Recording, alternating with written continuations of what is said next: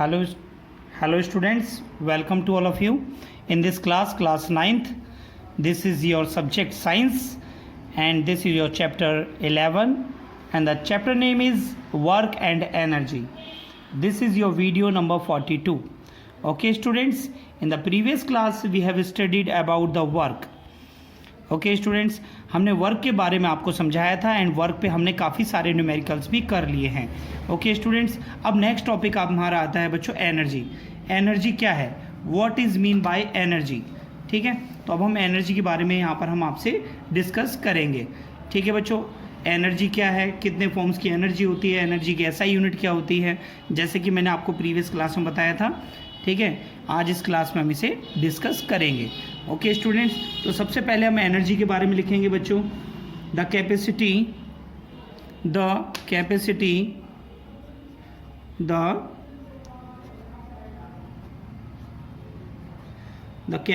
Of doing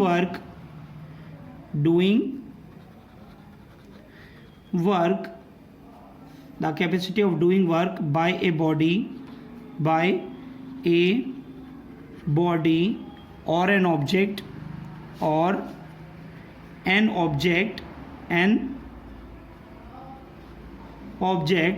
is known as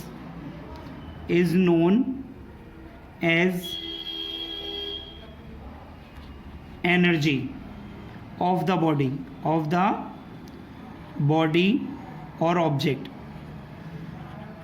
or body. Clear है बच्चों. ठीक है, तो आप ध्यान रखेंगे कैपेसिटी ऑफ डूइंग वर्क, यानी जो कैपेसिटी होती है किसी भी काम करने की, जो क्षमता होती है उसे हम कहते हैं बच्चों, क्या कहते हैं, एनर्जी कहते हैं. ठीक है स्टूडेंट्स, नेक्स्ट पॉइंट हम यहाँ पर देखेंगे unit of energy. Unit of energy क्या होती है बच्चों. यूनिट ऑफ एनर्जी जो होती है as same of work done. ठीक है, तो यूनिट ऑफ एनर्जी हम क्या लिखेंगे, SI unit of energy is joule. ठीक है बच्चों, SI यूनिट ऑफ एनर्जी क्या होती है बच्चों, जूल होती है, जैसे कि आपने वर्क डन में भी पढ़ा है. ठीक है बच्चों, तो अब यहाँ पर हम लिखेंगे यहाँ पर एनर्जी. ठीक है, energy of a body is 1 joule. Energy of a body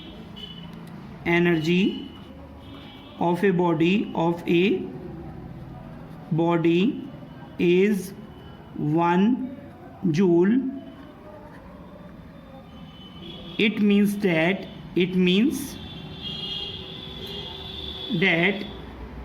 this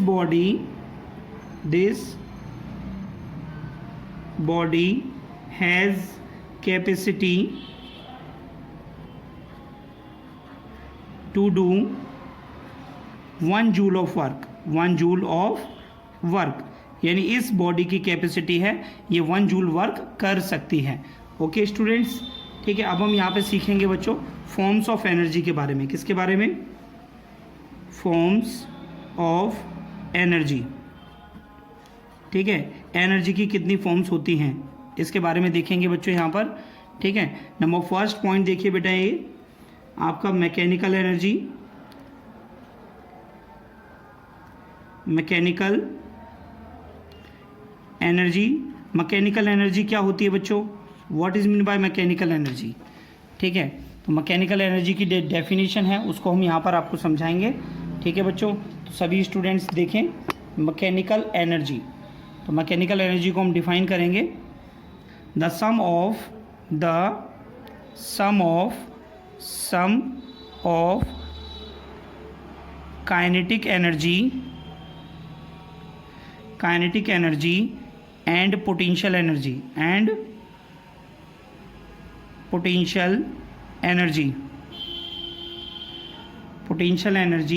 is known as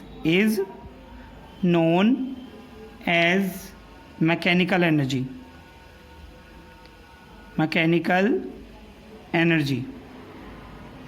okay students, ठीक है, तो मैकेनिकल एनर्जी को ध्यान रखेंगे, the sum of kinetic energy and potential energy is known as mechanical energy. Okay students, next हम सीखेंगे बच्चों यहाँ पर नेक्स्ट फॉर्म ऑफ एनर्जी है आपकी heat energy. Next form of energy क्या है बच्चों? Heat energy. सेकेंड अब क्या आएगा बच्चों? Heat energy.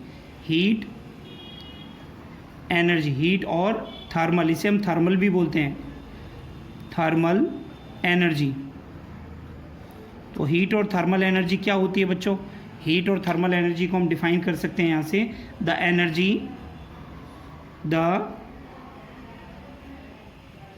Energy possessed by a body due to its temperature, is known as heat energy। Clear है स्टूडेंट्स? यानी energy possessed by a body due to its temperature, यानी बॉडी के temperature की वजह से जो एनर्जी हमारी ड्राइव होगी उसे हम बोलेंगे heat energy. Okay students, next आता है बच्चों आपका नंबर 3, केमिकल एनर्जी।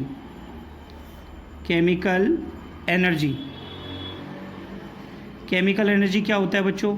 देखेंगे यहाँ पर हम, what is mean by chemical energy? The energy released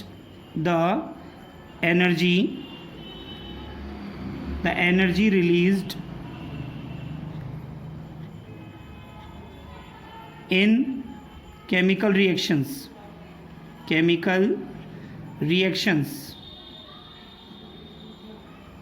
is known as chemical energy। तो बच्चों ये छोटी छोटी डेफिनेशन है, ये आपको ध्यान रखनी है। ये हो गया बच्चों आपका केमिकल एनर्जी। नेक्स्ट एनर्जी बच्चों हम देखेंगे यहाँ पर number 4, sound energy.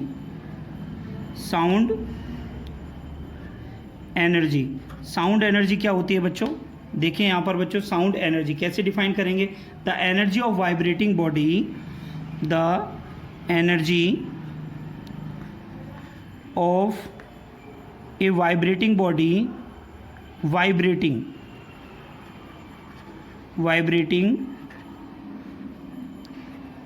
body producing sound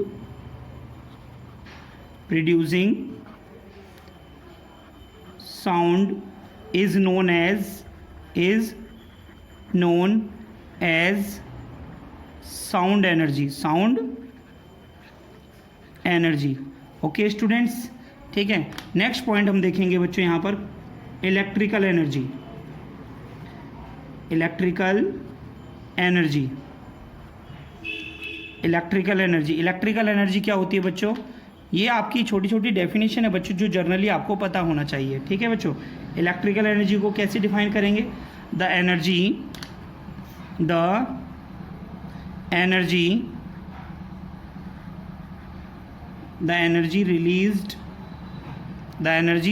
released by moving electron. या हम कह सकते हैं इसे the energy of moving electron,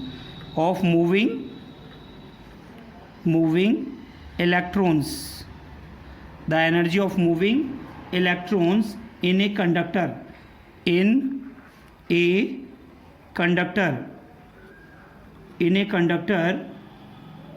connected with a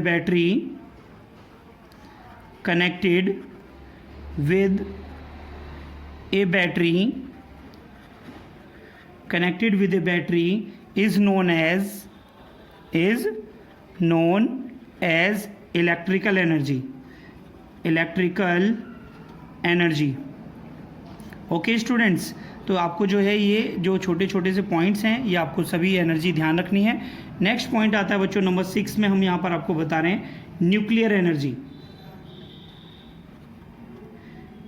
nuclear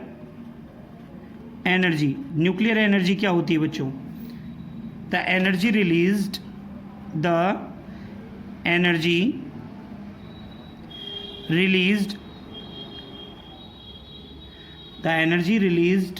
when two nuclei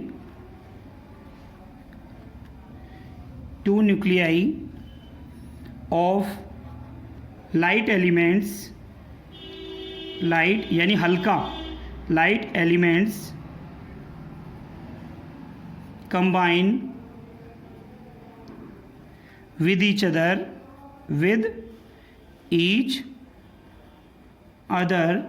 to form a heavy nucleus,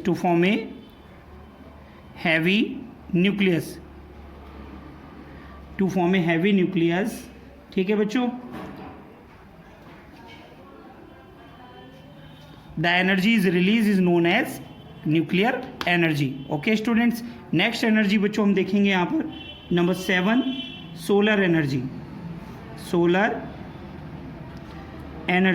तो सोलर एनर्जी क्या होती है बच्चों, देखिए, the energy radiated by the सन,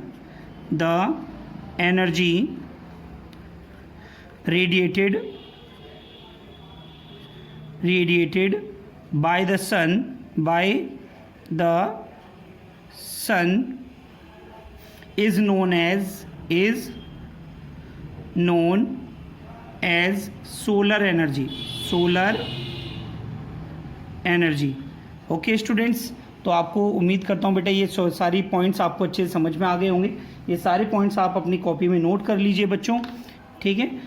अब हम इसमें आपको पढ़ाएंगे काइनेटिक एनर्जी के बारे में। सभी बच्चे नोट करिए।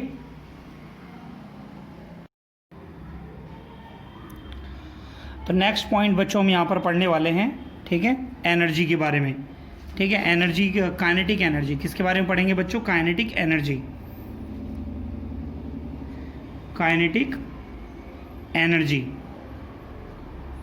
ठीक है बच्चों। काइनेटिक एनर्जी क्या होती है, सबसे पहले तो इसके बारे में जानेंगे बच्चों हम, काइनेटिक एनर्जी क्या है, ठीक है। फिर इसके बाद में हम इसमें स्टडी करेंगे, ठीक है बच्चों। काइनेटिक एनर्जी के बारे में सभी स्टूडेंट्स यहाँ पर देखें। स्टूडेंट्स काइनेटिक एनर्जी के बारे में क्या लिखेंगे, तो काइनेटिक एनर्जी क्या होती है बच्चों, जनरली आप बताइए, कोई भी ऑब्जेक्ट जब मूव करेगा तभी तो उसमें एनर्जी आएगी, हाँ या ना, ठीक है। और जो उसके मूव करने की वजह से जो एनर्जी होगी उसे हम काइनेटिक एनर्जी कहेंगे। कोई प्रॉब्लम स्टूडेंट, कोई भी आपको प्रॉब्लम नहीं आनी चाहिए, ठीक है स्टूडेंट। तो हम यहाँ पे क्या लिखेंगे, the energy possessed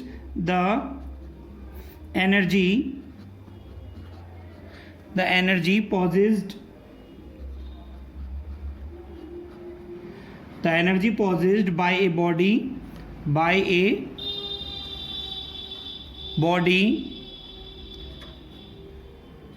by virtue of its motion, उसके मोशन की वजह से, is known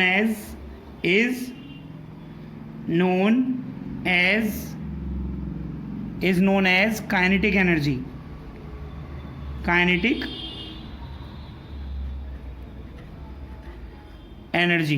ओके स्टूडेंट्स, ठीक है।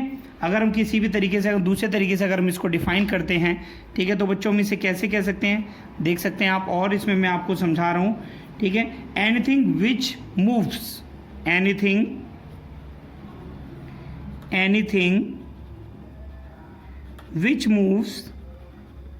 which moves has kinetic energy। ये बच्चों मैंने शॉर्ट फॉर्म में लिखा है यहाँ पर, काइनेटिक एनर्जी। क्लियर है बच्चों, कोई भी चीज़ जो मूव करेगी उसमें क्या होगा बच्चों, काइनेटिक एनर्जी होगी। चलिए बच्चों, इसके कुछ एग्जांपल हम आपको बता देते हैं। यहाँ पर एग्जांपल देख सकते हैं आप इसमें, ए मूविंग बस और कार हैज़ काइनेटिक एनर्जी, ठीक है स्टूडेंट्स। तो यह बात आपको पता चल गई, कोई भी चीज़ जो मूव करेगी उसमें क्या होगा, काइनेटिक एनर्जी होगी, ठीक है बच्चों। अब हम यहाँ पर देखेंगे एक्सप्रेशन फॉर काइनेटिक एनर्जी क्या होता है, ठीक है स्टूडेंट्स। तो हम यहाँ पर नेक्स्ट अपना डेरिवेशन करेंगे, expression for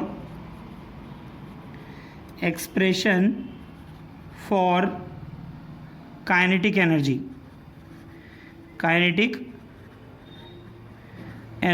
It is a very important derivation according to the point of view of board exam। Okay students, ठीक है, आपके जो एग्ज़ाम होने हैं, फाइनल एग्ज़ाम जो होने हैं, उनके पॉइंट ऑफ व्यू को देखते हुए ये पॉइंट आपका मोस्ट इंपॉर्टेंट है, तो सभी बच्चे बिल्कुल ध्यान से देखेंगे, ठीक है स्टूडेंट्स। अब हमारे पास में मान लेते हैं बच्चों एक ऑब्जेक्ट है, ऑब्जेक्ट हमारा इस पोजीशन पे रखा हुआ है। किस पोजीशन पे है? ए पोजीशन पे है। और इस टाइम ऑब्जेक्ट आपका रेस्ट में है। किस में बच्चों? रेस्ट में है। जब हम इस ऑब्जेक्ट पर फोर्स लगाते हैं, ठीक है, ऑब्जेक्ट मूव करेगा, ए पोजीशन से बी पोजीशन पे जाएगा, कुछ ना कुछ डिस्प्लेसमेंट करेगा, हमने मान लिया एस, और बी पॉइंट पर आने के बाद, ठीक है, इसकी फाइनल वेलोसिटी जो होती है वो हो जाती है बच्चों V. V is not equal to 0, यानी फाइनल वेलोसिटी आपकी कितनी हो गई बच्चों? वी हो गई। ठीक है बच्चों, ये ध्यान रखेंगे आप सभी स्टूडेंट्स। तो बच्चों इसमें हम कंसीडर में हम इन चीज़ों को लिख सकते हैं कि consider we have an object, ठीक है, तो इन्हें हम लिख देते हैं consider we have an object in rest position u is equal to 0 at A when we applied external force F on the object displaces from A to B with S and its final velocity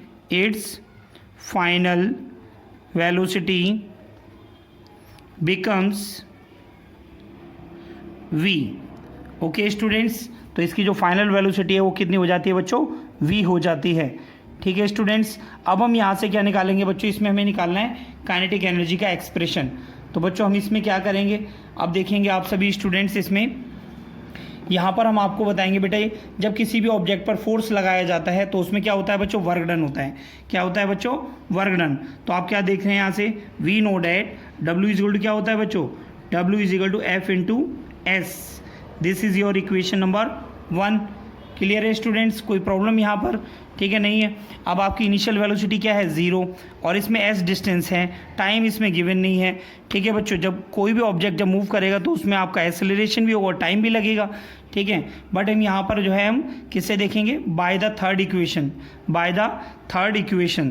तो हम यहाँ पर लिख देते हैं बच्चों, by third equation of motion.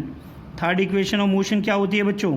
We square minus you square is equal to 2as।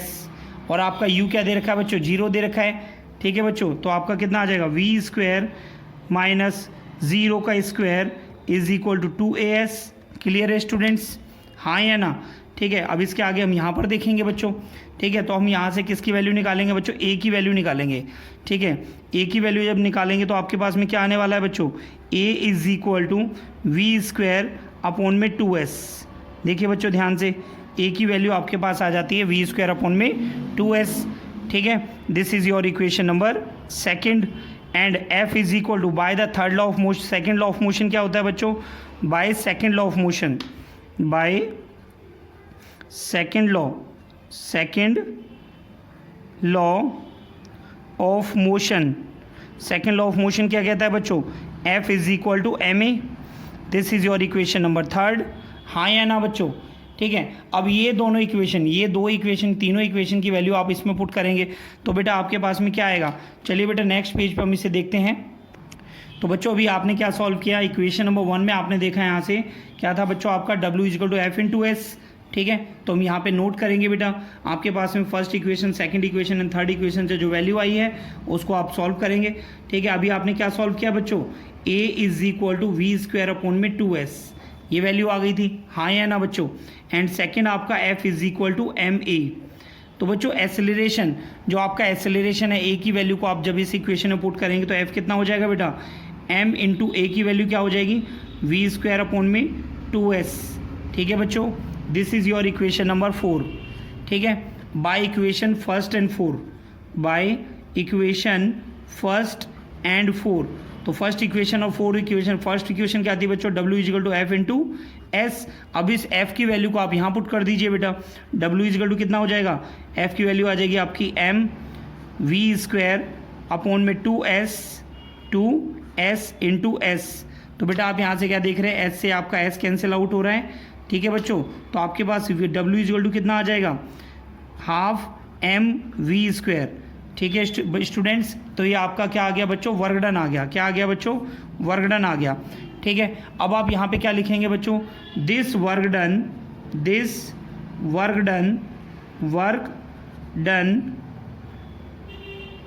on the object is the kinetic energy acquired by the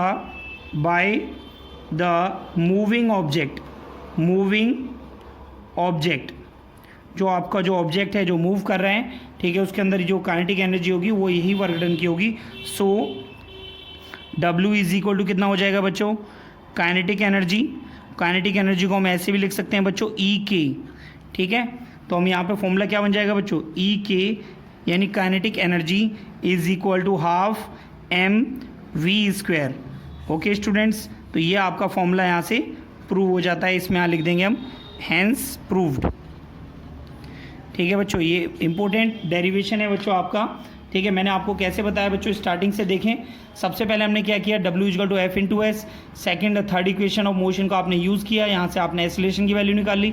second law of motion में F equal to ma होता है, एक ही जगह पे आप एक ही ये value रख देंगे v स्क्वायर अपॉन 2s, ठीक है। v स्क्वायर अपॉन 2s रख देंगे तो बच्चों आपकी वैल्यू क्या आ जाएगी फोर्स की, F is equal to m into v square upon 2s, ठीक है। फर्स्ट इक्वेशन में जब आप F की वैल्यू को रखेंगे तो S से S रिड्यूस हो जाएगा, वर्क डन आपका हाफ एम वी स्क्वायर आ जाएगा बच्चों। And this work done on the object is the kinetic energy by the object, जो एक्वायर्ड करेगा ऑब्जेक्ट मूव करते टाइम, इसी को हम क्या कहते हैं बच्चों, काइनेटिक एनर्जी। इसी वर्क डन को हम कहेंगे kinetic energy. So W is equal to kinetic energy को हम ऐसे E K भी लिख सकते हैं, hence E K is equal to half m v square. Okay students, तो सभी बच्चे नोट कर लीजिए बेटा इसे। नेक्स्ट पॉइंट सीखेंगे बच्चों हम यहाँ पर, relation between kinetic energy and momentum. Relation between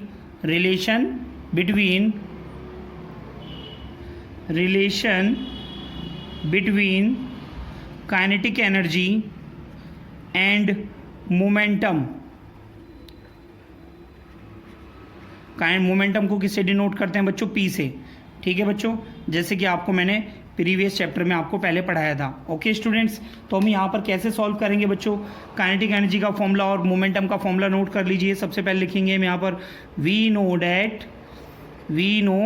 that momentum P is equal to M v, ठीक है। स्क्वायरिंग बोथ साइड्स, क्या करेंगे बच्चों, स्क्वायरिंग बोथ साइड्स। मैंने क्या है देखो बच्चों, इसमें मैंने स्क्वायरिंग कर दिया, ठीक है। तो क्या बन जाएगा बच्चों, P का square is equal to M V का whole square. This is your equation number 1 बना लेते हैं।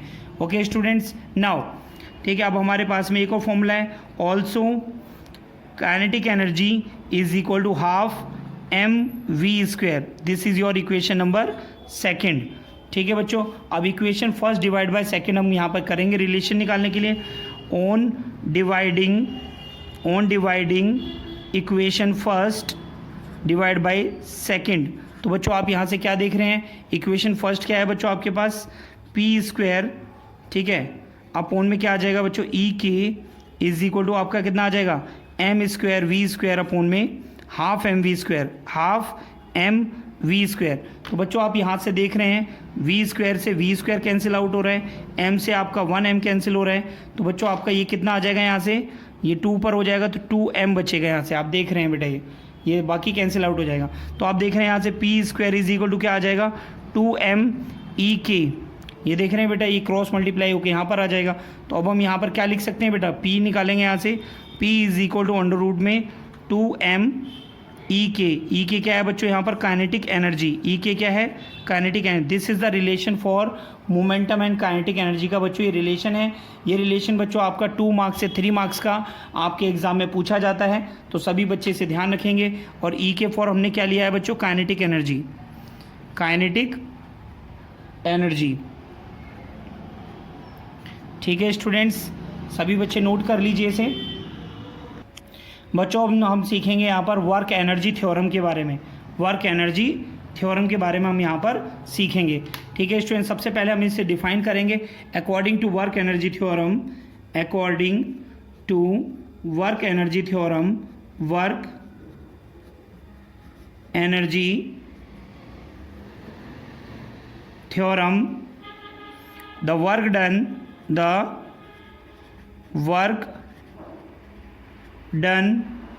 by a force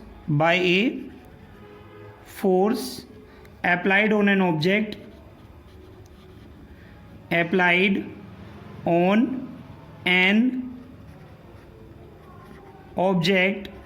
is equal to the change in kinetic energy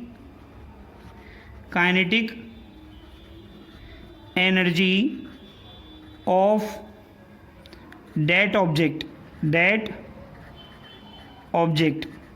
okay students, तो वर्क एनर्जी थ्योरम क्या कहती है बच्चों आपसे?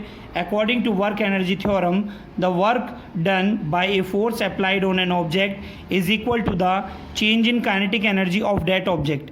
यानी change in kinetic energy of that object जो है आपका वर्क डन होगा, इसको हम बोलते हैं बच्चों वर्क एनर्जी थ्योरम। तो बच्चों चलिए इसे स्टार्ट करते हैं, इसे प्रूफ करके आपको दिखाते हैं। ठीक है स्टूडेंट्स, प्रूफ देखिए इसका। प्रूफ कैसे करना है? सिंपल है बच्चों, जैसे कि मैंने आपको अभी समझाया था, आपके पास में ऑब्जेक्ट है, ठीक है, ये ऑब्जेक्ट जो है ए पोजीशन से बी पोजीशन पे आ रहा है। मान लेते हैं इसकी इनिशियल वेलोसिटी है u, जब हम फोर्स लगाते हैं तो फाइनल वेलोसिटी हो जाती है बच्चों v, and the displacement covered that is s and the acceleration is a। Okay students, simple है, जैसे कि आपने पहले किया था बच्चों। स्टेप 1 में क्या करना है? स्टेप 1 में आपको करना है we know that w is equal to क्या होता है? f into s. This is your equation number 1। Okay students, step 2 में क्या करेंगे बच्चों? By third equation of motion, by third equation of motion. Third equation of motion क्या होती है बच्चों? V square minus you square is equal to 2as। तो यहाँ से आप एक्सेलरेशन की वैल्यू निकालेंगे। एक्सेलरेशन इज इक्वल टू क्या आ जाएगा? V square minus you square upon में 2s। क्लियर है स्टूडेंट्स? ठीक है, this is your equation number 2। अब क्या करेंगे बच्चों? यहाँ पर by the second law of motion से आप क्या लिखेंगे? F is equal to ma। क्या लिखेंगे बच्चों? By second law of motion,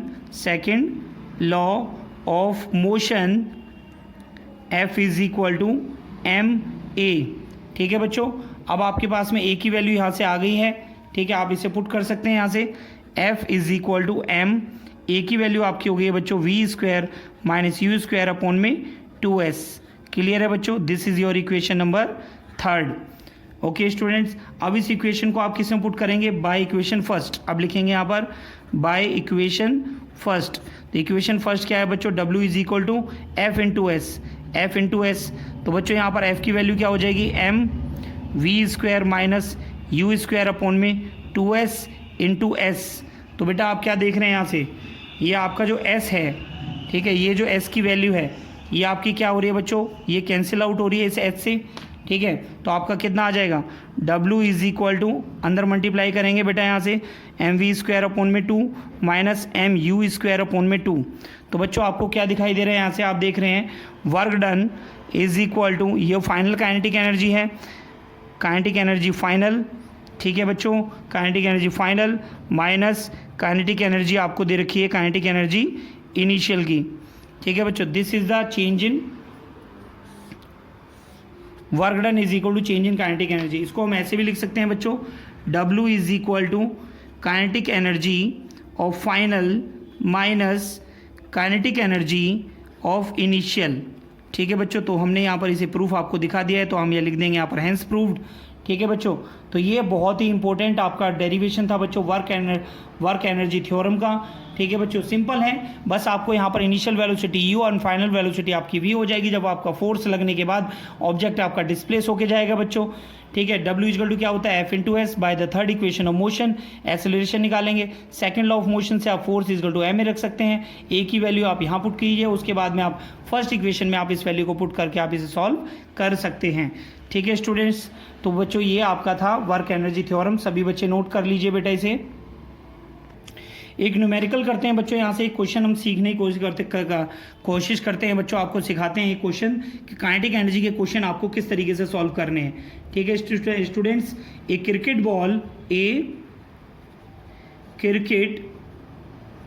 ball of mass 0.15 kg is moving with velocity of 40 meter per second. What is its kinetic energy? इसकी kinetic energy कितनी होगी बच्चों, ये सॉल्व करना है आपको। सिंपल सा क्वेश्चन दिया है बच्चों मैंने आपको, आप देख सकते हैं यहाँ से आपको क्या दिया है। सबसे पहले आप गिवन में देख रहे हैं, ठीक है। मास कितना दिया बच्चों आपका 0.15 kg, ठीक है। वेलोसिटी आपको कितनी दी है 40 मीटर पर सेकेंड, ठीक है। फॉर्मूला क्या होता है बच्चों, we know that kinetic energy is equal to half mv², ठीक है। Kinetic energy is equal to half m कितना दे रखा है बच्चों आपको, मास दे रखा है 0.15, ठीक है। और v कितना दे रखा है बच्चों आपको 40 का स्क्वायर हो जाएगा बच्चों ये, ठीक है। तो अभी आप इसे सॉल्व करेंगे बच्चों। 40 का स्क्वायर कितना आएगा बच्चों, 40 का स्क्वायर आप सॉल्व करके यहाँ पे लिखेंगे E K is equal to 1/2 into 0.15 into आपका कितना हो गया 1600, ठीक है बच्चों। अभी आप यहाँ से देख रहे हैं 2 से आपका 1600 जाएगा, 2 8 16, 800 आ गया बच्चों। और पॉइंट से आपका ये भी कैंसिल हो जाएगा यहाँ से। ई के इजगल टू कितना आ गया 0.15 इंटू 800, तो आपका कितना आ जाएगा 15 इंटू 8, ठीक है बच्चों। तो कितना आ गया ई के इज इक्वल टू आपका आ गया बच्चों 120, ठीक है, जूल। काइनेटिक एनर्जी की यूनिट क्या होती है बच्चों, जूल। तो this is your problem for finding the kinetic energy. तो बच्चों इस तरीके से आप काइनेटिक एनर्जी के क्वेश्चंस को आप कर पाएंगे। ओके स्टूडेंट्स, ठीक है। नेक्स्ट क्लास में मैं आपको पोटेंशियल एनर्जी के बारे में बताऊंगा, ठीक है। सभी बच्चे एनसीईआरटी के एग्जाम्पल और एक्सरसाइज को अटेम्प्ट करने की कोशिश करिए, ठीक है। सारे के सारे ये जो नोट्स मैंने आपको कराए हैं सभी आपकी कॉपी में होने चाहिए, ठीक है। और सभी स्टूडेंट्स जो हैं नोट्स को अप्लाई करने के बाद में कॉपी में नोट करने के बाद इन क्वेश्चंस की जो मैं क्वेश्चंस आपको यहाँ सॉल्व करा रहा हूँ इन सभी क्वेश्चंस की आपको प्रैक्टिस करनी है बच्चों।